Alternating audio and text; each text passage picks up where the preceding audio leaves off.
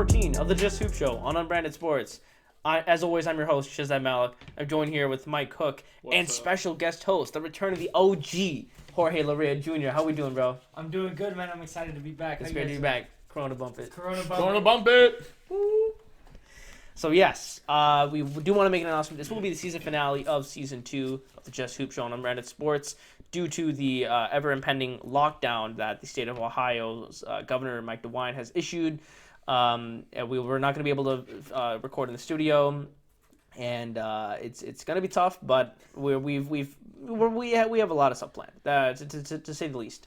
We've got stuff in the works. So love you guys. We love you all very dearly. Thank you guys for supporting us on this podcasting journey. It's been a ride, and we will continue to ride this out until the world comes crashing down, which it probably will. But let's not talk about that. Well, we're not going to talk about that. Instead, we're going to distract you with our mid-season awards and possibly end-of-the-season awards, determining as to whether the NBA will move forward with finishing up the regular season. But that is a conversation for another day. So to start us off, Mike, can you explain the formatting of what we're going to be doing? Indeed I can. So here's what's going to be happening. We have these nifty little whiteboards and expo markers. And what we're going to do is we're going to start off with the most disappointing and most surprising teams of the year. And then we're going to go into the typical NBA awards. So things such as Coach of the Year, Sixth Man of the Year, Rookie of the Year, MVP, so on and so forth. And yeah.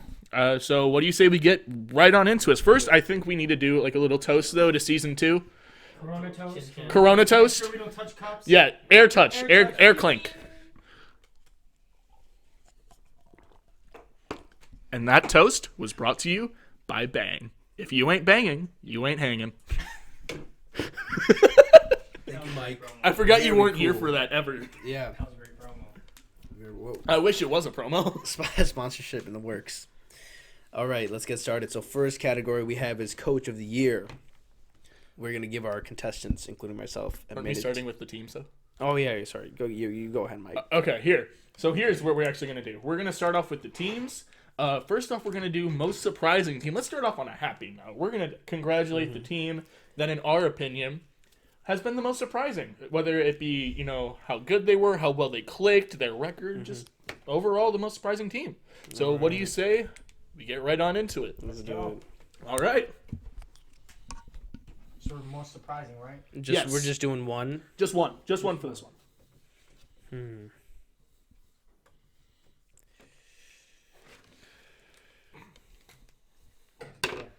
I like the answers I'm seeing already. Yeah, I think everyone's going to like this. Oh, yeah. Yeah. All right. Let's go. You go ahead All first, right. Mike. So my team that I have as the most surprising, I wrote an article at the beginning of the year detailing records that I thought teams were going to have, and I had this team actually winning about 45 wins, and they're on pace to get around 60. So I have the Miami Heat as my most surprising team. Yeah, clap that up. Obviously, they're rookies and young players, they're undrafted players, and Kendrick Nunn and Duncan Robinson have really stepped it up this year. Jimmy Butler is proving that he can be a number one on a contending team. I love this Miami team, honestly. Thank you. You're welcome. We love you too, Mike. All right, and I'll go ahead. My choice, the Oklahoma City Thunder. Now, to start this year, they had traded away one of their wonderful superstars, Paul George, and the world flipped upside down. And people had felt as though the Thunder weren't even going to be close to the playoff picture. But now they've been, I believe, their 6th seed. I know Somewhere they're around there. the fifth seed. That's what it was, the 5th seed. So they're at the 5th seed. This is a team that has literally shocked the world. I mean, they recruited Shea Gilgeous Alexander, and they brought him to the team, and they paired him obviously with Chris Paul, and it was just so brilliant what they were. And obviously they traded away Russell Westbrook. Sorry, probably should have mentioned that. But I think the reason why it's so surprising because even I thought, oh well, they're going to be average, but no, they have been more than average. Obviously a little bit more, but they've been more than average, and I think it speaks to the way the Oklahoma City Thunder organization and coaching staff looks at every opportunity as something that they can take advantage of, not that they're in the gray area. So that's why I have the Oklahoma City Thunder as my most surprising team because they have blown us out by our Blown our expectations. Blown our expectations. Correct. Jorge, you go ahead. Now, surprising pick of the day. I also have the Oklahoma City Thunder as my surprise team of the year. When they traded away Russell Westbrook and Paul George, I think it was quite simple to throw the towel in and say that they don't have a chance. But, to the surprise of us all, Chris Paul has risen from the grave, played better than he's ever played.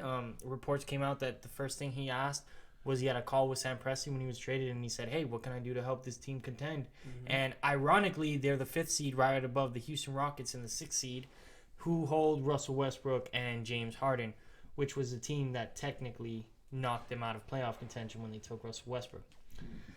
Right. Life comes full circle. Right. Life comes it's a circle of life. Yup, Daryl Morey said Chris Paul was washed up, and he's washed up the entire Western Conference.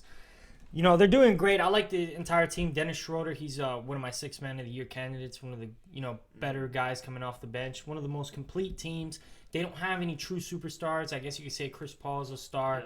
Shai Gilgeous is a prospect, the star in the making. Yeah. But, this team that plays together stays together. And I've been very impressed this year with what they've done. Now, moving on to the disappointing team of the year. Mike, if you want to start, I'll hand it off to you. Got mine already written and ready to go. Matches the color of my marker. I have the Sacramento Kings.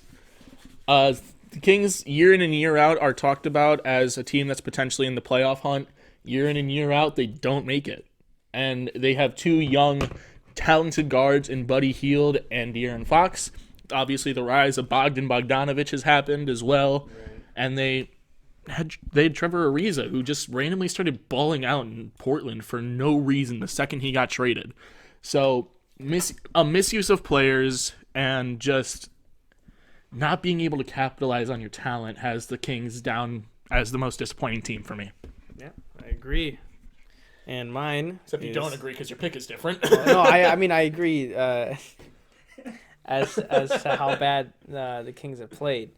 But I think there's even a more disappointing team in the Philadelphia 76ers. Now, the reason why I chose this team is because going into the year, I thought they were a lock-in for the finals. And I felt that Ben Simmons, Al Horford, there's some new energy with Philly. I think they struck out with Jimmy Butler, sadly, and I felt that, maybe this is because the way I was thinking was, I kind of thought Jimmy, because what I heard about him was Jimmy Butler's like not a team cancer, but he's just a hothead, right? And to me, like, hotheads, like, if you can't control that fire, like the 76ers couldn't, then it's not going to work out for you, right? Mm-hmm. And the way it was going, I thought, okay, maybe the Sixers won this deal and the Heat lost, and then it completely flipped and completely changed the way I view it. And the Sixers ended up, underperforming vastly. There's always some locker room talk of what's going on the inside. There's always rumors of dissent, trade rumors, guys not playing. Like Josh Richardson has not been shooting as he was brought on as a swingman 3-and-D guy, and he has not been shooting well. And that is something that I will hold him accountable for, because if that's your goal as 6-man / starting shooting guard, to come in and shoot threes and you don't shoot threes and you don't do well, I'm going to take you to task for it. And that's why I feel that the Philadelphia 76ers, they had a lot of potential, and it just went down. And a big part of this I can attribute this to is head coach Brett Brown, which I think is something we'll talk about later on in the show. But go ahead, Jorge. Okay. Now, my disappointing team of the year, I feel like Shazeb is cheating and looking at my laptop, but I also picked the Philadelphia 76ers. The Philadelphia 76ers are a complete disappointment. They have a bunch of stars. They've wasted a lot of money. They clearly made a very big mistake in choosing Tobias Harris over Jimmy Butler. And they have a lot of questions. They're looking for answers, and this time Allen Iverson can't solve them because it's not 2001. They also have a bunch of problems internally as a team. Ben Simmons continues to boycott the three-point line. Joel Embiid continues to play conservative and does not want to use his dominant 80,000 pounds of force and strength he can use down low in the paint to score. No J.J. Redick means no shooters. Tobias Harris, sometimes he seems lost in the city of brotherly love, and he's better off cheering his team on the bench than being on the floor. And to answer to all their loss of Jimmy Butler in the clutch and everything, they went and found the almighty Al Horford, who looks more washed up than Chris Paul or Kevin Garnett in the last year's 280,000 pounds. What? 80,000 pounds of force, sir. But yeah, the Philadelphia 76ers are absolutely terrible. Their personal advisor, a.k.a. head coach, Brett Brown, has no idea what he's doing on the floor with two stars, and you can see other people are doing vastly better with 2 stars. And just to rub it into all the Philly fans, the Miami Heat won the season series 3-1. So we technically beat you guys this season. Anyways, now we'll move on to the next category, Coach of the Year, everyone. Coach of the year. All right, we're going to give our top 3. It'll be ranked choice voting. Let's see how it goes. I'm going to make some people mad, I can already tell. You guys want me to start this time? Yeah, go ahead. Yeah, go ahead. All right, definitely. Here's, I already got mine written down. Yeah, there we go. And All right. make sure.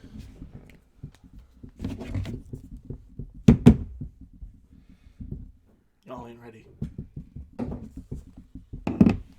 Oh, we have to write all their names? Yeah, Oh, no. Oh, no, I'm not ready. You can go first, Mike. I can go first. All right. So I'm gonna say it 3-1. So bottom first. Why am I wording it like this? But yeah. So in order from third place to first place. Third place, I have Denver Nuggets Mike Malone. You know, the Denver Nuggets are always kind of slept on in the league, and I feel like that, you know, being as high as they are in the Eastern Conference in the Western Conference, my bad, especially with how young they are, that's a huge achievement for them. And their main stars, Jamal Murray and Nikola Jokic, are both under 25 years old. I think Gary Harris and Paul Millsap are their 2 oldest players. Yes. So, obviously, very talented team, very high potential team. And I can't ignore that. So, in second place, I have the Miami Heat's Eric Spoelstra. He's continually proven that as he aged, he's still a great coach. One of the most consistent coaches in the entire league. And, you know, he's made do with what he's got. He's got a bunch of young players. He had a lot of really bad contracts that they eventually traded away and, you know, signed Andre Iguodala. But let's not get into that.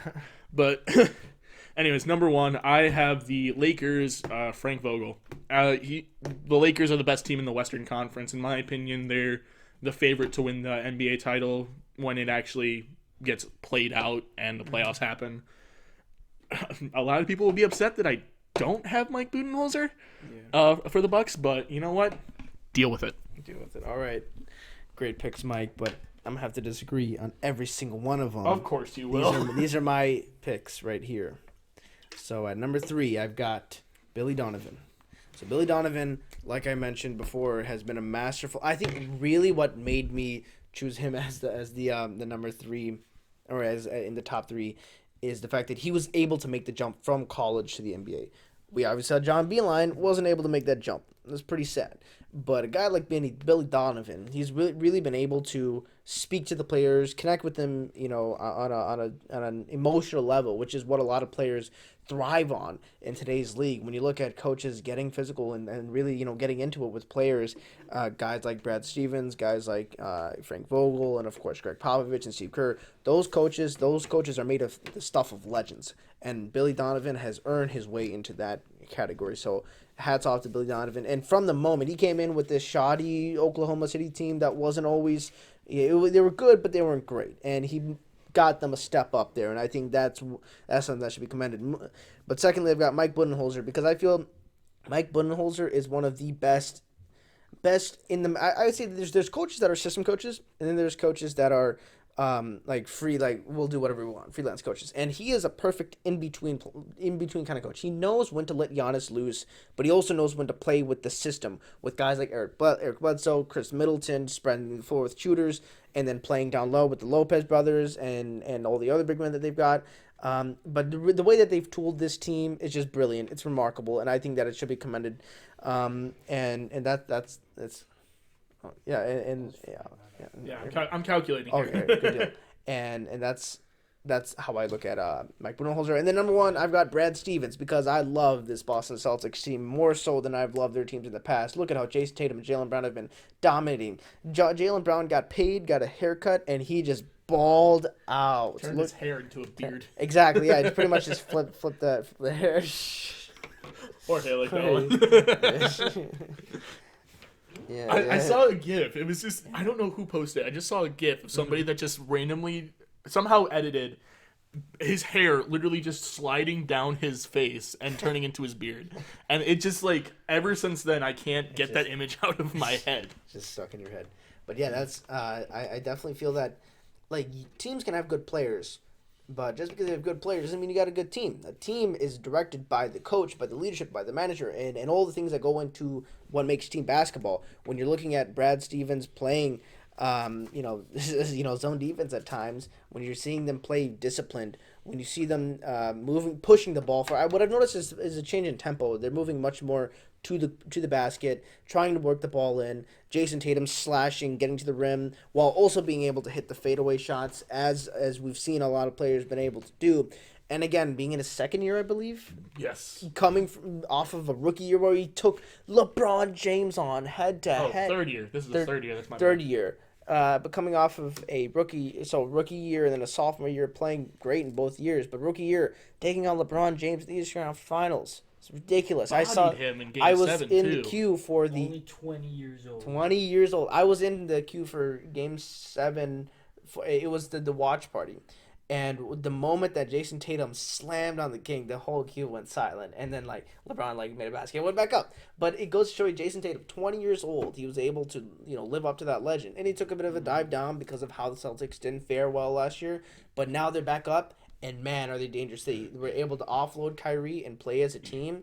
Man, they are dangerous. And if this NBA season is able to resume, they're going to be very, very, very dangerous team come this playoffs. Go ahead, Jorge. Okay, so I've got a similar list to my compadres over here. We've got a mix of both of the lists. So at third, I put, you guys aren't going to be able to read this chicken scratch, but I'll read it for you. Do not worry about that.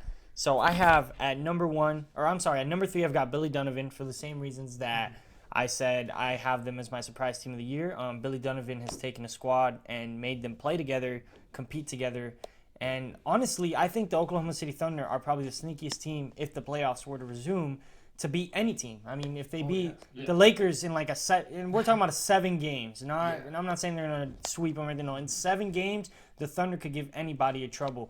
And I predict that if any of the top teams, Clippers, Lakers, when they play the Thunder, if they play the Thunder in the playoffs, I think you'll see in the next round, you'll see that fatigue start to, that wear and tear from a series like that come in. And that's what happens to a lot of teams. And I think that's what the Thunder can do is technically eliminate a team by gassing them out. Eric Spoelstra, the Miami Heat, a lot of people had them as the 8th seed, possibly not making the playoffs. A lot of Philadelphia fans specifically told us that Jimmy Butler was coming here to lose and never make the playoffs again.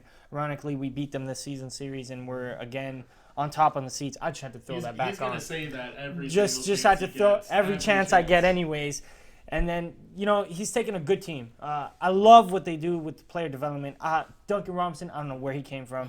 Tyler Hero, I don't know where he came from. There's just this thing where we always find the most ghetto white boys and we have them on the team. Like Tyler Hero is a suburban Jason Williams. I love that guy. Dude, he really is. I love that guy. He was born in the suburbs, raised in the suburbs, but he's super ghetto. He's about that life, and he'll throw hands whenever, and he can shoot the lights out, and he's never scared of the big shot. And I think that's a big attribution. He really is a white ghetto suburban boy. Yeah. I think Eric Spoelstra's done great with this team, especially with Kendrick Nunn giving him the green light. I think he has too much of the green light. But that's why I think Eric Spoelstra falls second, is this team has lacked their productivity at the beginning of the season to compare it, I guess, to the second half of what we did have of the season. It was very poor. We can never get over the road. So that's why I couldn't give him the Coach of the Year. Coach of the Year, I'm giving to hands up to Frank Vogel. I don't think he gets enough credit for the fact that he's dealing with his first big market team. He coached the Indiana Pacers and the Orlando Magic. Excited all of their 2,000 fans of both organizations together. And, he got thrown in the fire, and they told him, hey, man, look, so we know you haven't coached in a couple years. You just coached your Orlando Magic. You got to take LeBron James and Anthony Davis and a bunch of old guys and go do something. A bunch of old guys go do something. And he did something that no one's ever done. What are the reports you saw in Cleveland and Miami? What was a big part of Miami was having people like Shane Battier, enforcers, things like that. But the biggest thing has always been LeBron wants playmakers. Frank Vogel said, screw that. We're not wasting no more money. We're going to make LeBron the playmaker. And look at that, year 17, how good he's been able to produce. I don't think any coach has ever done that. So I think Frank Vogel gets the Coach of the Year because he's maximized all of his players. Anthony Davis is playing like an animal. And, moving on. All right, so I tallied up the votes. This year's Coach of the Year for Unbranded Sports Award Show is Frank Vogel with a total of 2 first-place votes, getting a total of, I ranked it, third place gets 1 vote, second place gets 2, first place gets 3. He had a total of 6 votes. Second place was Eric Spolstra with 4, and then Brad Stevens with 3. So, Frank Vogel, Coach of the Year. Congratulations. So, those are the first 2 categories. We're going to cut to a quick break, but please stay with us. We have got Defensive Player of the Year, Rookie of the Year, MVP, and many more wonderful, memorable categories. Please stay with us. And welcome back to the Just Hoop Show. I'm your host, Shazad Malik, as always. Joined here with Mike Hook. What it do, baby? Joined here with Jorge Luray Jr. What's up, y'all? And we have a lot more to get into in part 2 of this wonderful episode of the season finale of the Just Hoop Show on Unbranded Sports. So, to start off, we've got our most improved player rankings. Mike, would you like to start us off? Indeed, I will. So, for number 3, you guys have been talking about the OKC Thunder a lot. It's my turn to talk about the OKC Thunder. I have the boy, Shai Gilgeous-Alexander. Shai, obviously, coming off a very impressive rookie season with the Los Angeles Clippers, got traded this year in the Paul George package along with, what's his name? Danilo Gallinari. There we go. And turned into, like, basketball Jesus for a second. Pretty much. Like, what was he averaging? Like 20 points, 6 rebounds, 4 assists at the beginning of the season. He's dropped down a little bit, but I mean, that's better than like the 12 to 14 points per game that he was averaging last year with LA, behind people like Lou Will, Montrezl Harrell, and among others as well. And honestly, last year, Landry Shamet looked better than him. I'm going to be completely honest. This year, though, blowing Shamet out of the water, obviously, and yeah, that's why he's my number 3. Number 2, Devontae Graham. I don't think there's anything else to say. He was a 2-point per game scorer last year, turning into a 16 to 18 point per game scorer. Brain again, like just out of nowhere. And it's his second year in the league or second year in the league, yeah.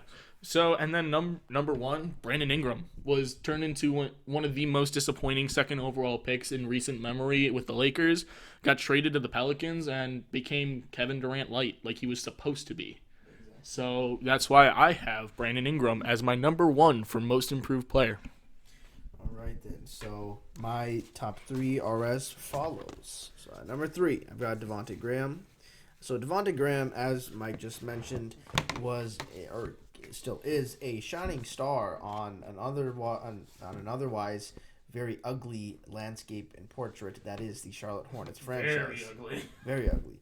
Yeah, he has outshined all the guards that have come before him and all the guards that are currently on the team, including Malik Monk, Terry Rozier, Kemba Walker, and company. Go ahead. Oh, no, I'm just counting. Okay. Yeah. And I feel that Devontae Graham's his approach to the game has been, I'm going to make the most of what I'm given. And that is something that a lot of players don't have. We've seen it in the past. Eric Bledsoe on the Suns, I don't want to be here. We've seen it with LeBron wanting to trade the entire freaking team like every other day. It changes in the past season, obviously. And I feel that Devontae Graham has looked at it completely different and with a mature mindset, something that we don't see often from players of that level of experience. And that's why I put him on the list, because he's definitely grown from his average rookie year. And he has really shined in the Hornets on an otherwise really terrible team. Number 2, I have Brandon Ingram. I didn't put him at the number 1 spot because I feel that there's just been a few things that he has been a bit limited with in terms of team leadership. I think that's an area that he still needs to improve with, right? Because when we're looking at improvement, we're looking at everything. We're not just looking at what goes on the court, but what goes off the court. And from the reports, he's been an otherwise quiet guy, which is totally fine. I mean, Kawhi Leonard, best 2-way player in the league, quietest guy in the league, and literally doesn't have any social media or anything, right? Brandon Ingram is somewhat of a similar story. I feel that Brandon Ingram, like he's the not sacrificial goat, but he's just more so like the poor kid who just got caught in the crossfire of LeBron's rise to power in LeBron, right? Or in Los Angeles. And I feel that Brandon Ingram sadly had this wonderful opportunity where he could have grown, but it was just too much pressure for him. Like, I think, yeah, you mentioned that he was very disappointing as a second round pick, or the number 2 pick. I totally agree, because when you're thrown into LA, a situation where there's so much dysfunction, so much hurt, so much questioning, I can't imagine the stress that these players, Kuzma, Hart, Ingram, etc., had to deal with on a day-to-day, Lonzo Ball, on a day-to-day basis. And then long-term, how it's going to affect their career. But how he's been able to grow from that and go on and have 40-point, 30-point games and win at a very consistent level and kind of step up has been a mass improvement, not just for this from last year, but for the career as a whole. And the number 1, I've got Shai Gilgeous-Alexander. I put him at the number 1 spot because I feel that Shai has completely stepped up to a historic increase in production. I believe he's had not a quadruple double. Or quadruple. He had like a 20 rebound. That's what it was. He had a 20 rebound triple double. Again, as a shooting guard, that goes to show you that not only is he playing both sides of the ball, but he is going at it on both sides of the ball. And I mean, the metrics and the mechanics speak for themselves. Like, he's one of the most efficient ball players in this league, and that's why I put him at the number 1 spot. Still pissed that the Cavs took Colin Sexton over him.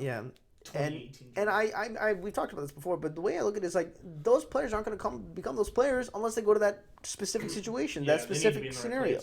And I don't feel that Shai Gilgeous-Alexander would have been as good as he is now if he went to LA or if he was in Cleveland or any other team or the Knicks, who we will get into later because we always love to rail against the Knicks. But yeah, that's the long and short of my most improved picks. Jorge, take it off. Oh wow, yeah, you guys left me with a lot of pressure. You guys are really good. Anyways, I'm going to go with my list. Again, probably can't read it, but it's okay. So, at number 3, I've got a very different list than all of you. I've got Jason Tatum at number 3. Jason Tatum, I think last year was more of a sophomore slump than just the system around him. I think he wasn't hitting shots. I mean, he was wide open at times, missing. And the way he's been able to come back this season and assert himself is honestly the only thing we have left reminiscent of the life, legacy, and game play of Kobe Bryant is Jason Tatum. I mean, they don't mirror each other like Kobe Bryant and Michael Jordan do, but Jason Tatum has just an approach to the game like Kobe Bryant does. Maybe not on the defensive end. Right. Yeah, but okay. So to dispute that, Devin Booker doesn't know how to even put a W up. Listen. At least Tatum can play defense. Anyways, I got Jason Tatum at number 3. Again, his scoring efficiency, Jesus Christ. Scoring efficiency has been fantastic. He's been a vital piece to the Boston Celtics, and I think he's been 10 times better than Kemba, and he's not making even near the number as amount as money. Second, I've got Brandon Ingram. I think he's done great this season. Again, his scoring average is just pure score, but I don't think Brandon Ingram is the sole reason. I think once Zion has come in, he's really outplayed Brandon Ingram, so it's kind of leaned me away from giving him the most improved player because I don't want to say he's at a normal level, but he's definitely not at the peak he was hitting earlier in the season. Now, number 1, this is not surprising to anybody. This is my personal opinion. I've got Bam Adebayo. I think Bam Adebayo, out of everyone, definitely took the biggest jump in role. In terms of role, you can make the argument that Bam Adebayo is the best player on the Miami Heat. You can legitimately make that. You can also make the argument that nobody wins more games than Bam Adebayo wins games for the Miami Heat on both ends of the floor. You can make an argument with that. The perfect example, one of the biggest things of us, not sweeping the Bucks, beating the Bucks, being able to beat all these top teams is Bam Adebayo's ability to shut down the big man. You see, we have troubles with teams that have wings, that have big forwards, because we don't have anybody to guard them. When it comes to the big man position, we can make Giannis disappear. We can also make Joel Embiid disappear in the biggest moments. And I just think Bam Adebayo is also taking a scoring role. He's a great scorer. He can't handle the ball. He can score anywhere, man. Yeah, honestly, he can't shoot as much. Right. But he's just been a great player. He's gone up from 8 points per game to 16 points per game. He's averaging a double-double. He's also had a triple-double this season with Jimmy Butler in the same game. Nobody talked about that, but when Lonzo and LeBron did it, it was a big deal. Oh! Yeah, triple-doubles with centers. Things, Hassan Whiteside couldn't do. Play defense, efficiently score, and not miss wide-open layups. So, yeah, Bam Adebayo is my most improved player. Now, for the final results, back to my coach. All right, can I get a drum roll? your most improved player, voted by the unbranded committee, is Brandon Ingram, with a total of 7 votes. points. There we go. So yeah, I had him first, Zeb had him second, Jorge had him second. That means 7 total votes. Brandon Ingram is your most improved player. We still got a ways to go. We do. We're rooting for you, Brandon. We got you. We got you, boy. All right, moving on. We've got our 6th man of the year candidates. Here we go. All right, say less. Let's. Oh wait, I wasn't ready. Oh, okay, you weren't passing. Okay. Here, I'll do it. I got mine ready. You got yours ready? All right. I just put the nicknames because it don't really matter. You can't hardly read my stuff anyways. Ooh. Pass me the microphone over. All right, y'all. All right, so, oh man, I should have written that bigger. Anyways, from the chicken scratch that you can no longer read, I've got at number 3. This is not a homer pick. This is sincerely what I think. Goran Dragic. I think Goran Dragic, for his age, coming off an ACL injury, he's done a fantastic job. He hasn't done good enough to win the award, to take any type of leap in the award, but definitely to be at least in the top 5 conversation. You can put others in it, but I'm giving it to Goran Dragic simply because of age, what he's being asked to do. He's not just going out there scoring bucket. He's facilitating. He's running the offense. He's slowing the offense down. He's teaching the rookies. So I feel like Goran Dragic has a big job on and off the floor. And of course, there comes the arguments with other players. At number 2, I've got Lou Williams. He just does his thing. I feel like Lou Williams at this point should just be him, and Jamal Crawford should have a statue of 6th man of the year. They should be the award. Because between those two, I can't decide who's better. I really can't. Lou Williams, he's just a pure scorer. He comes in and he just gets buckets. That's all Lou Williams does. Don't ask him to play no defense. Don't ask him to facilitate the ball. He's a very elite scorer. And at number 1, probably surprising pick to most, I've got Dennis Schroeder. Dennis Schroeder, I think he's done a fantastic job. Again, the Oklahoma City Thunder are being run fantastically. Billy Donovan is doing a fantastic job. But he's also putting his players in positions to maximize their potential. And I feel like Dennis Schroeder has done that.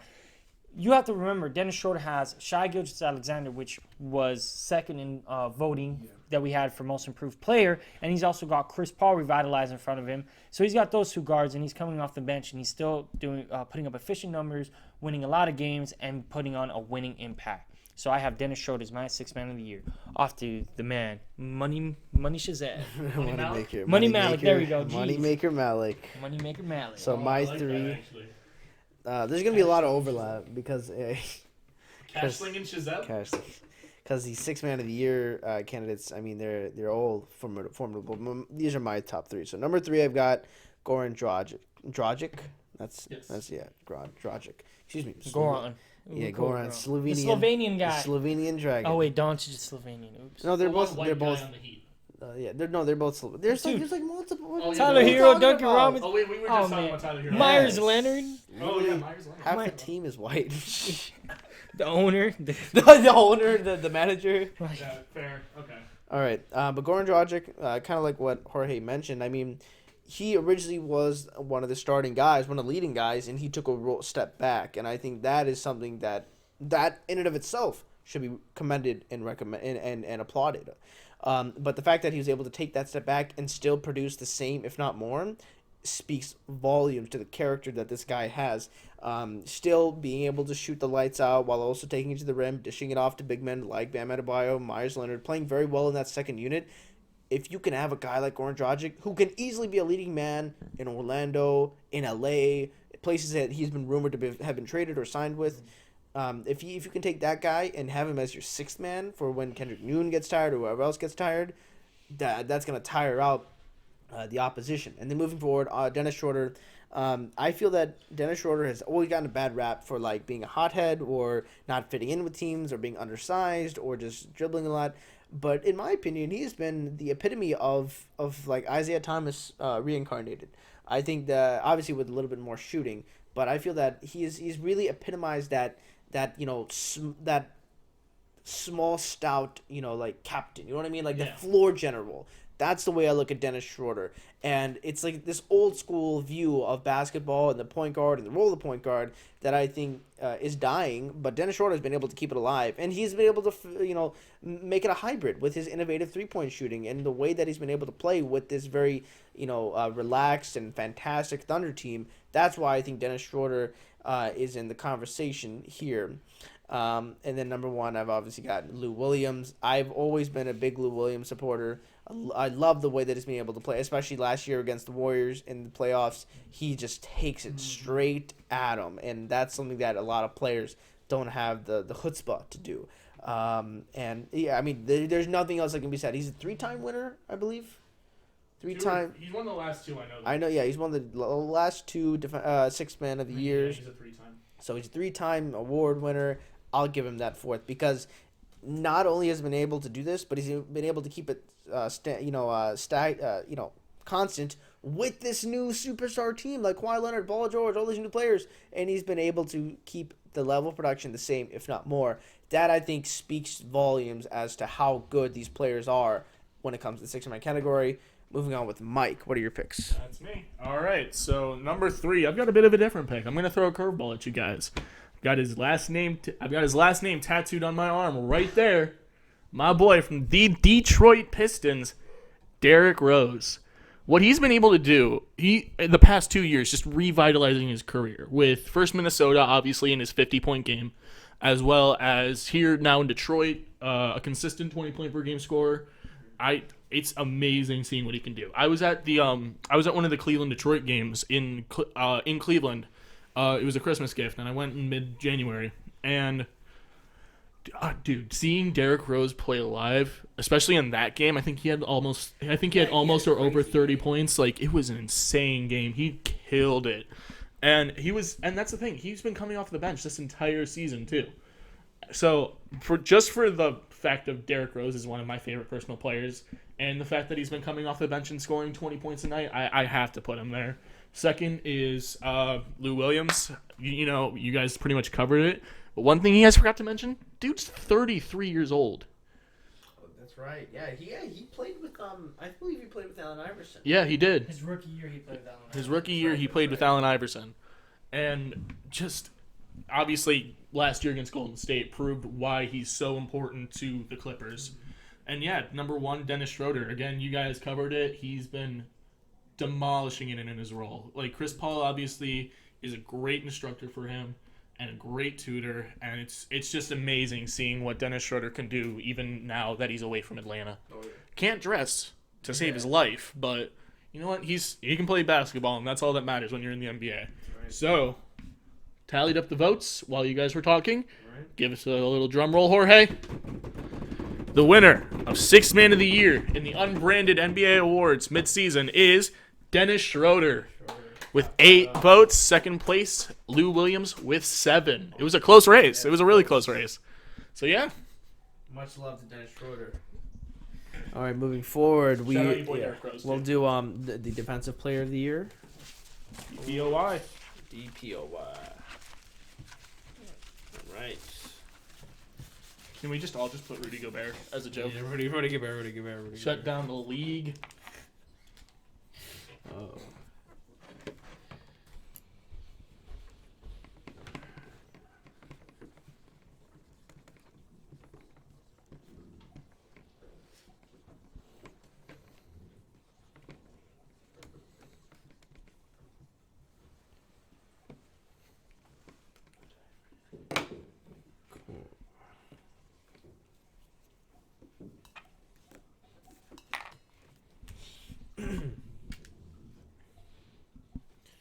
Stock market's taking a dive. Oh, yeah. I pulled my stocks out. Yeah. Dude, I've been investing so much in United recently because of how low they are. It's crazy. And Mike's praying for that bailout. I'm praying for it to pay off. I'm about to make at least double my profit. Dang. All right. Back to basketball. Enough money making. We're gonna look at our Defensive Player of the Year ranking. I'll start this one off, and then we'll go from there. So number 3, I've got the man Kawhi Leonard, the fun guy. I have him on this list because I know he hasn't he hasn't really produced as much this season doing this whole load management BS. But I do feel him being the best two-way player in the league still speaks means to how good this player really is. And to not put him on this list, I'd be remiss. And I feel, like I said, best two-way player in the league. He can take it to the rim on offense, but he can also stop you on defense. And not just that, but the commitment to defense, the hustle, diving on the floor for balls, matching up against centers, against LeBron, stopping all these players. It's something that we don't see from a lot of players. And I would say that even though he's not the best defensive player in the league, I'll definitely put him up there. And the number 2, I've got Rudy Gobert. Obviously, best defensive player. Shut down the entire league. But all jokes aside, Rudy Gobert really is that solid backbone for this Utah Jazz front court. He sets the tone for guys like, I believe Derek Jones Jr. There's a guy named Derek who I think now he plays on the Pelicans, but he used to play with on the Pelicans. Derek Favors. With his absence, there was a big hole in the defense, and Rudy Gobert has been able to step up and take that. And being the reigning defensive player of the year, that gives him the street cred to get into this category for this year. But we'll just have to see if the season continues and he's able to lead them into one of the becoming a better defensive team in the playoffs and really serving as that. Like I said, solid backbone and complementing his fellow defenders and forcing the other team to make decisions they don't want to do. I'll move him up, but I keep him at 2 for now because number 1 I have Anthony Davis. Through all the injuries, through all the controversy, through all the trades, through all this and that, he has played quite consistently, and more so, he's been the anchor man of this Los Angeles defense. They went from the bottom of the league to literally the top of the league, just like that. And much of that is accredited to the wonderful talents of Anthony Davis. I mean, averaging, I want to say 2 to 3 blocks a game. I think it's like 2.4. 2.4 blocks a game. I mean, he's up there with all the other big men in the league. And he's been able to balance, like I said, I think the biggest part of defense is balance and being able to make decisions. And he is a great decision maker. And that's something that we see, being a rim protector, but also playing off the perimeter. There's a lot that Anthony Davis has been able to bring to this Los Angeles team. And it'll be interesting to see. Go ahead. I was exactly right. 2.4. Right on the dot. Mike Hook for the win. But like I was saying, it'll be interesting to see how Anthony Davis fits in the in terms of durability, endurance. That's something that still has yet to be determined. But I still put him at the number 1 spot. Who likes to go next? I'll go. Mike will go. I feel like Connor saying that. All right, yeah. So number 3, I have the Greek Freak, Giannis Antetokounmpo. Oh. Obviously, 2 blocks per game. He's an amazing defensive player. He was a front runner for the award last season and has proved it again that he's a great defensive player. I personally don't believe that presence does as much, but he's proved it with stats this year, unlike last year. So anyways, yeah, that's why I have Giannis. Number 2, somebody that I don't feel like any of you guys are going to even think about, but Hassan Whiteside. Yeah, Jorge, just like... Yeah. Hassan. Who the fuck is that guy? Hey, that was my joke. No, but yeah, Hassan Whiteside is leading the league in blocks this year. Mm-hmm. He's leading the league in blocks, total blocks per game. Obviously has one of the lowest opponent field goal percentages in the paint, and is overall he had a 10 block game this season. And there's been multiple games where he's had 4 or 5 blocks in the span of this season.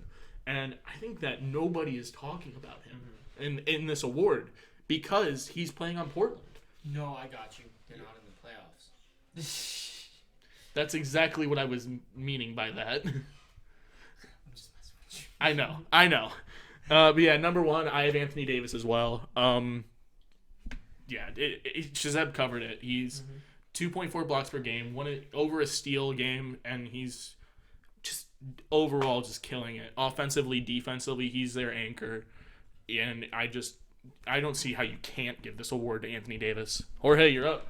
All right, wow, a lot of pressure again. Oh my goodness, wow. So yeah, Why you that's yell perfect at to somebody say. else for So talking to people? so after Jorge finishes up his rankings, we're gonna cut to a quick break, and we'll be back with our last two categories: Rookie of the Year and MVP. But go ahead, Jorge. I apologize for that. Was the money calls? No, I'm just messing. So my rankings. First of all, I want to mention why I do not have Kawhi Leonard in my top 3. You got to play to get awards. That's why and, I didn't have him either. people like Anthony Davis play through injuries, and I don't know what Kawhi Leonard's situation is, but I just can't put him there. He just doesn't play enough. That's just my opinion. Greek Freak at number 3. Do I need to say anything other than the fact the guy's the walking Slenderman in the league, and anybody who drives in on him? No, you seen the size of Giannis? You imagine Giannis in a Slenderman costume? Giannis is taller, could pull but it I mean, off. like, Yeah, Brandon because Ingram is he's like look, Slenderman. because Giannis is. Brandon Ingram's got the arms too, dude. His 'Cause- arms go down to his knees. Yeah, but Giannis does what the Slenderman does. He gives you facials because he dunks all over you. Because what happens when you lose in the Slenderman? You see his face. That's the last thing you see. The last thing you see is that Nigerian cheeks spread across with their grin and attitude and just dunk on you. That's the last thing This you could be see. taken so badly out of context. screen It's just- not even funny. Lord. And It's- the screen just like starts getting static. and you Exactly. pass out. Yup, and that's all. Next thing you know, you're on Sports Center. Second of all, I've got Rudy Gobert. No, not because he shut down the league with one cough, something that's never been done in the NBA, but because he's the anchor of that defense. He is literally the only person who can block a shot on that team consistently and consistently provide work in the paint.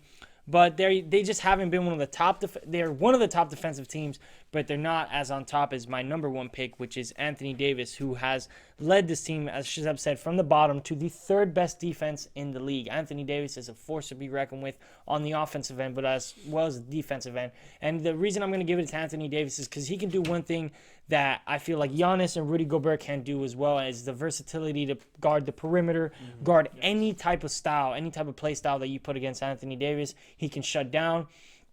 A player like Rudy Gobert and Giannis struggle with certain types of styles to defend, and I think Anthony Davis is just the perfect big man defender. He can guard the perimeter, he can guard inside, he can swat your shot, he can play in the passing lane, he can just do it all, and then he'll go dunk on you on the other end. That's right. Yep, so those are my picks for Defensive Player of the Year, and our winner for the Unbranded Sports Defensive Player of the Year is... Drum roll. I can't do it. Oh, Shazam. Anthony Davis. Obviously, with a clean sweep of first place votes, he had a total of 9 votes. The next best player was Rudy Gobert with, I think it was 4. Yeah. So obviously he's our option for number 1. The Right. first unanimous decision. The Yeah. first unanimous decision. Oh, that's what I should have said. I should Yeah, have been like, and winner by unanimous decision. By Oh, unanimous yeah, that would decision. have been good. So that's big, man. Anthony Yeah. Davis, Very big big. ups. Thank you guys for tuning in to this part of the Just Hoop Show. We'll be back in just a moment. And we are back with a missed bang pong. Here, let's get Try another 2. one. I get 2. Oh, shmoney. Just ignore that it came out. All right, we're gonna get jump right into Rookie of the Year. Mike, would you like to start us off? Indeed, I will. Go ahead. So, bit of a controversial list because I really just couldn't decide. So I just went. With my personal favorites, and then obviously the obvious pick. Number 3, I have white suburban ghetto boy Tyler Hero. Suburban Jason Williams. Suburban Jason Williams. Yeah, there we go. Yeah, Tyler Hero obviously was the best shooting talent in the draft, no question. Has the confidence of an NBA veteran, and he's 20 years old. So there's nothing really that you can say else. Like, he's confident, he's a lethal shooter, he's clutch, and already the Miami Heat trust him well enough to take those clutch shots. Number 2, this is the one where it's like people are gonna hate me for saying it, but like I just kind of went with him. I have Darius Garland, actually. Dang. I just kind of went with it because I really just couldn't think of anybody else. I didn't want to put Zion because he hasn't played enough games yet. And I just couldn't think of anybody else. RJ Barrett's faced injury issues. Mm-hmm. So, yeah. And then number 1, I have Ja Morant, obviously. So many great moments already in such a short amount of time in the NBA. And it's just, he is obviously going to be the light of the Memphis Grizzlies rebuild along with Jaren Jackson Jr. And he's going to carry them to playoff glory eventually. Definitely. But yeah, I somewhat similar picks. Number 3, I have Tyler Hero. I just believe that Tyler Hero, like Mike said, was a phenomenal pickup for them. I didn't expect him to do. I believe it's the 17th pick. I think Jorge 14th. 14th. He was the last pick in the lottery. That's what it was. He was the last pick in the lottery. Not a lot of expectations for him coming onto this team, but in his first game, I believe he went like 7 for 9 or something like that. He shot very well, and he translated that into the season as a whole. He's been such a versatile shooter, and really led the offense and the spreading the floor offense of this Miami team. Enough about him, but moving on, Ja Morant. It's not just the moments; it's the memorandum. It's everything that goes into the player that is Ja Morant, as coming in as a rookie and taking this grit and grind team on his back and running it up in the playoff picture. I mean, they went from a joke of a team to, wow, they're actually pretty good. And if they get a few more pieces, they move a few coaches around, get a new manager, then what they'll be able to do is make that jump and become a great team and become a contender and kind of return to some level of glory. And taking this, team and working with the guys like Jaren Jackson Jr., like you mentioned, and Dylan Brooks, I believe. Jonas Valanciunas. Yeah, of course, Jonas Valanciunas, and playing at such a high level. I mean, it's just a testament to the man, and I definitely have him on this list. Number 1, the most controversial pick, Zion. So I put Zion because, like everyone has been saying, Zion is biblical. Zion is the closest thing to Jesus Shuttlesworth from the wonderful film by Spike Lee, He Got Game, that we've gotten in forever. And he has the same hype level of LeBron. He's got the same suave to him, the same humble background and humble way about him. He's a very religious man. I appreciate that, and I think that he has been able to use that to move himself up in the world, and he's been doing it. He's been doing it for the people who have gotten him to where he is today.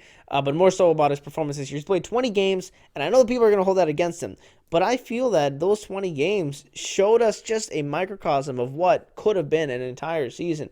And I think if he's able to finish this season, he'll be a definite Rookie of the Year because he's going to be able to push them into the playoff picture. But here's the thing, though, with that, like, choosing Zion is it's always going to be the what if he played his entire rookie year.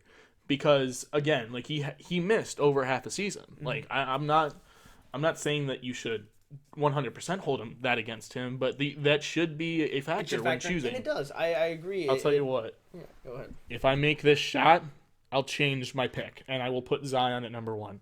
All right, do it. You're gonna throw it. Shh. Perfect. He doesn't deserve to be on my list. That's Mike's opinion. I disagree. I think that Zion, I sound like an ESPN analyst now. I'm like, Zion. Zion went to the bathroom, and Zion, pre-game, not sure how it went, but more on that later. Will this affect his game? Possibly. Goes into the bathroom and counts the amount of farts that he had. It's just funny stuff. But yeah, that's my opinion. Jorge, Zion finish this up. Williamson, farts per game, 6. All right, so I'm going to put a little Skip Bayless line here. We all seem to have different TVs. I have Tyler Hero as my number 3 pick. I don't know if you guys have watched the season. There's this guy. He's like 6'3", right? 6'3", 6'4". He's from Chicago. His name is Kendrick Nunn. Who the fuck is that guy? He's averaging 16 points per game. He's actually number 2 on the NBA rookie ladder. Darius Garland, we can already tell you've been smoking something before this episode. I couldn't think of anybody else, so I just went with a Cleveland pick, dude. I went Tyler Hero with 3rd. I don't have to explain anymore. Apart from the fact I don't think you guys mentioned, cold-blooded killer. He just doesn't care. I wonder what team you root for. No moment is bigger to Tyler. No moment is too big for Tyler Hero, especially as a rookie. That's a big thing. Well, Kendrick Nunn, number 3. Kendrick Nunn literally shoots like every shot. It's my only problem with Kendrick Nunn is as soon as he has 2 feet of space, he just whoop. He's a lefty too, right? Yeah, he's a lefty. I mean, he's a good shooter, but he shoots too much. So that's why I have him at number 2. But at number 1, clearly, Ja Morant is the Rookie of the Year. Yeah, no question. Zion Williamson is a fantastic player. He's only played 20 games. And people are going to say, well, he hasn't played the whole season. Well, no one told Zion Williamson to be 280 pounds, right? Right? Because last time I checked, he got drafted in the NBA, and he knew he was going to be number 1, so he could have gotten himself in shape. So please stop telling me that Zion, the injuries aren't his fault. It's his fault. You know what? Lay off the lays, get on the bang, and let's get you fit. John Morant for Rookie of the Year. Here's why I didn't put Zion in mine, because Zion ain't banging, and he sure as hell ain't hanging. All right, guys, we're gonna move on to the most valuable. Oh yeah, drum roll. We got to do the drum roll. Oh, dude. Oh. You almost missed it. All right, coming in at number 1 for the unbranded Rookie of the Year is the boy, Memphis Grizzlies, John Morant.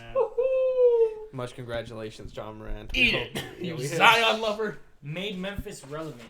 He That's did, right. actually. He really did. That's something that no one has been able to do in that small market Since of what, like Memphis. 2012 when they were in the playoffs or something Zebo like and that? Mark What's Gasol. the last thing they rooted for? Marcus Gasol, Mike Conley, and Zach Randolph.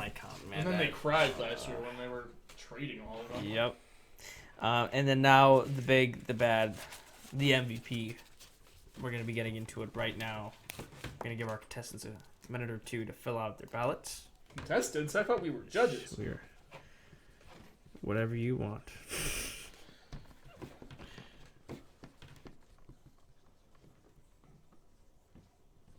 Gotta get a controversy here.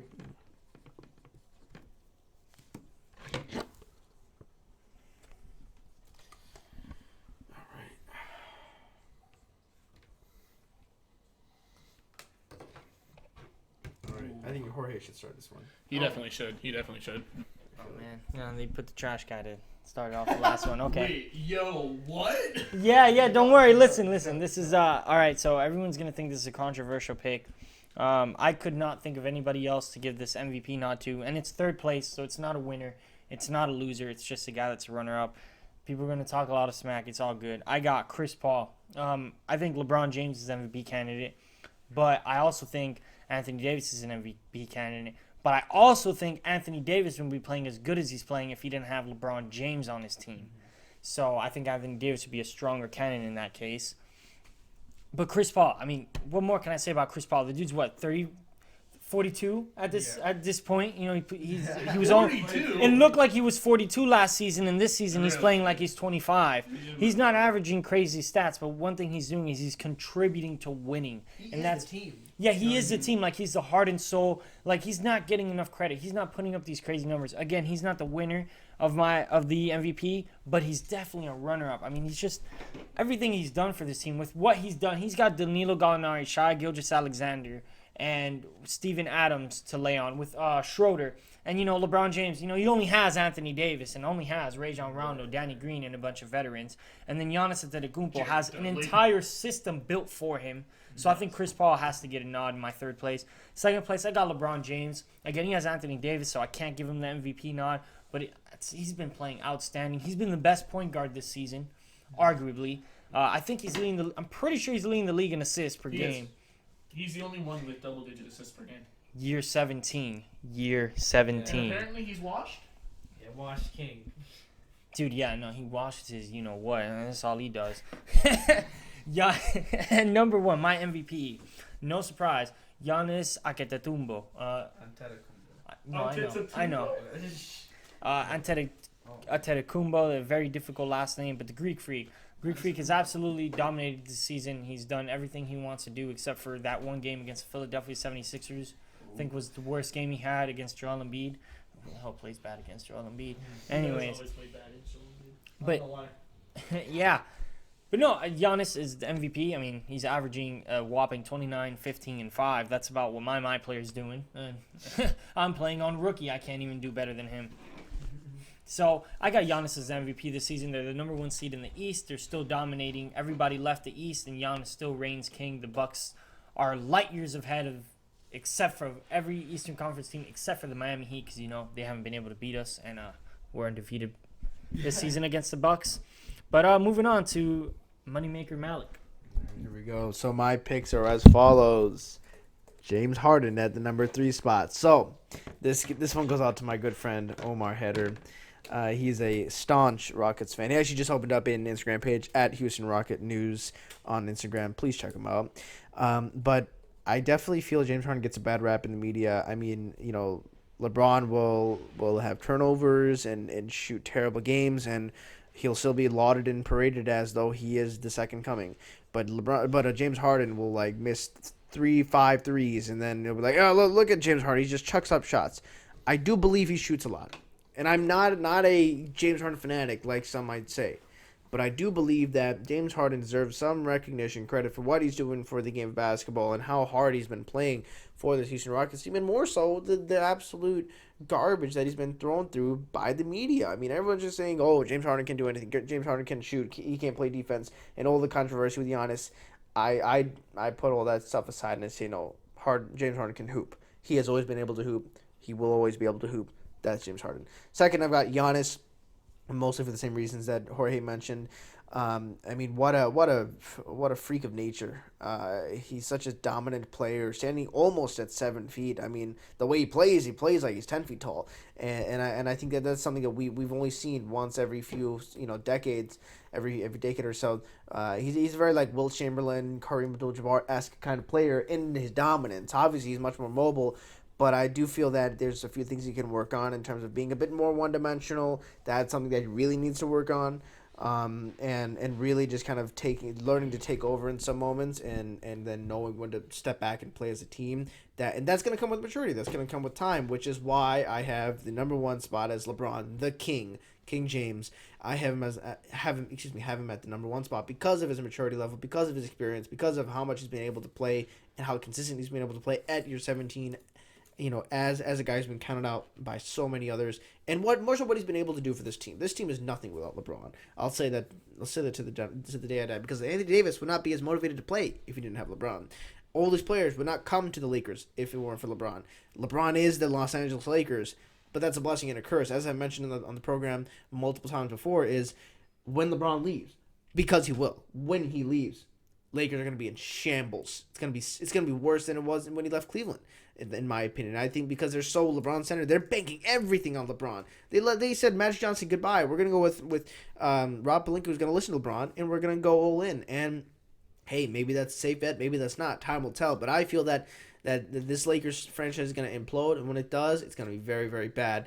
And that, I think, is kind of perfect reasoning for why I think LeBron is the most valuable player in the league, because of what he brings to the team, what he brings to the court every night, day in and day out, spending millions of dollars on his own body, contributing to the team any which way he can, and setting himself up for success, setting up the team for success, and knowing what chess moves to make, and overall being a philanthropic influence on the league as a whole.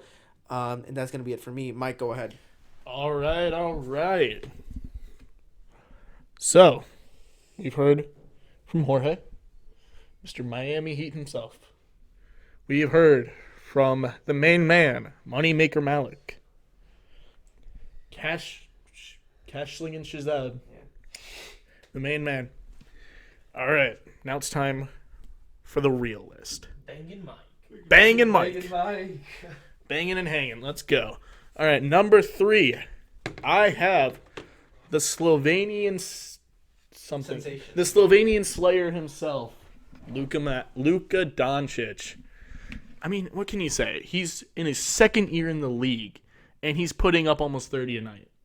He is one of the best facilitating guards in the entire league, averaging, 7, 8, 9 assists, something along those lines.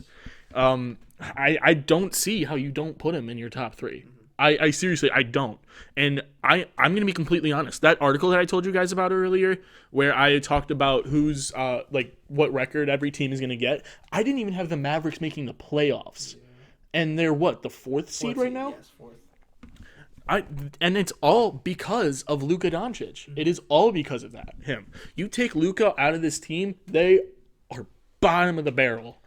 And I get it. Like, they have Kristaps, and Kristaps is great, but he is not a first guy. You saw it in New York. You can definitely see it in Dallas right now. I know he's coming off of a knee injury, but Luka is that team. He's the heart and soul of that team, and he's going to be the guy that carries them through into the future. Number 2, I have Giannis Antetokounmpo. like Shazeb said, Giannis is great. Almost 30 points a game, 13 rebounds, 5 assists. He's a phenomenal player. But What a juggernaut. You know what I mean? yeah, That's exactly. what he is. Like, but you nailed it right on the head. I've said it before. He's not dimensional enough to. Not multi-dimensional. Yeah, he's very one-dimensional offensively. He drives to the hoop, or either kicks it out to the perimeter for an open three-pointer, or he drives to the hoop and gives them the Slender Man facials like Jorge was talking about. And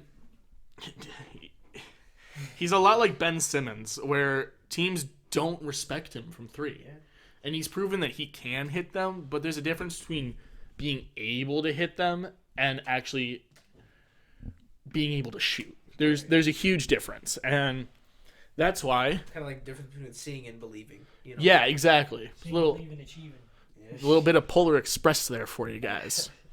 And that's why at number 1 I have the washed king himself, LeBron James. LeBron, what, 26 points, 25 points a game, 10.6 assists, I think, something along those lines, 7 rebounds a night. He's killing it. And like you said, LeBron is that team. It's the same reason that I have Luka at 3.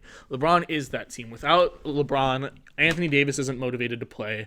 Rajon Rondo doesn't have anybody to pass to. Alex Caruso doesn't have anybody to get assists from.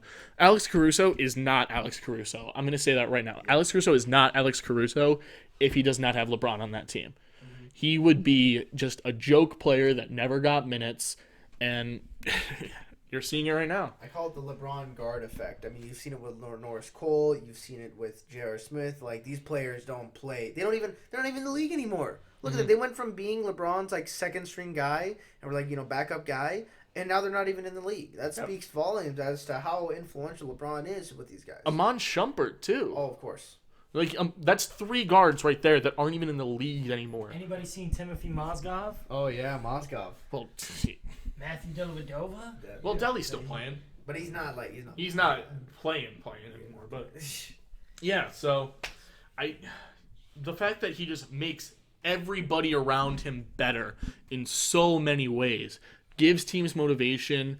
And I'm gonna purposely not mention Giannis Antetokounmpo here and how they beat Milwaukee and how he's in year 17. I mentioned them now, but I'm talking about it.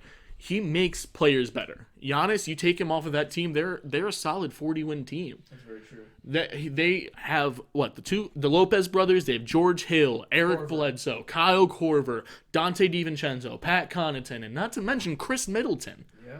So, other than Anthony Davis, the Lakers have no All-Stars on their team, or at least current All-Stars, and he's carrying them to the best record in the second best record in the NBA right now, best record in the West. For that reason alone, that's why King James himself is number 1 on my list. So, Jorge, you know what it's time for. I need a bit of a drum roll. Let me erase. We got... Can you imagine the Suns without Devin Booker? Oh, they'd be so bad. God. Oh my God, they'd be so bad. Coming in at number 1 with 8 votes, 1 ahead of second place, Giannis Antetokounmpo, we have LeBron James, King James himself. All right, and that does it for this season 2, episode 14 of the Just Hoop Show. What a pleasure, what a ride, what a thrill it has been to be a part of this team, a part of this wonderful group of guys and girls that we work with. And I'm super excited for the season to end and then for a new one to begin and for all this work that we're going to be able to put in. We've got a lot of stuff coming for you guys. So please, from the bottom of our hearts, we thank you for sticking with us for this long. It has been, as I mentioned before, what a journey it has been for all of us. It's been great to be able to have Mike stay here, being the awesome social media coordinator he is. Thank you. For always pushing out this wonderful content we have. And as Jorge is saying, please stay home, guys. We're going to be doing the same. We wish you all the best. Jorge, it's been great to have you back on the program. It's been we started this season 1, episode 1 of the Just Hoop. It was the Big Hoop Show, but it was not the Just Hoop Show. It was Jorge and I, and we were just 2 guys wanting to take on the world, and now we're all doing big things. So it's great to see how things turn up. So to all those who are insecure and scared and not and full of worry, hang in there. That's what we'll say, and have trust, have faith in yourself, have faith in your country. We'll get through this. Yeah, go ahead, Mike. With that philosophy, we would just want to really thank you guys for watching. If you want to see more of our beautiful faces, you can go ahead and watch the part of season 2, because that's when we started video podcasting. It was about halfway through season 2. You can start watching. You can watch all of those videos and listen to some old NBA news, as well as some rumors, some hot takes, and much more. If you want to see my beautiful face as well as videographer Jacob Yukum's face, you can watch a brand new series called Serial Killer Chronicles. Our first episode just came out actually this morning. Jeffrey Dahmer, Milwaukee Cannibal. Yeah, and if you want to hear our beautiful voices, stream our podcasts on Anchor, Spotify, Apple Podcasts, pretty much anywhere you get your podcasts. Follow us on social media at unbranded.sports, unbranded news and media, unbranded.films with a Z. And follow us on social media as well, at The Real Mike Hook, Lavrea Jr. And we'll add. We will put everything in the description. As well. So again, thank you guys, and we'll see you when I'll see you when I see you. Take care, everyone.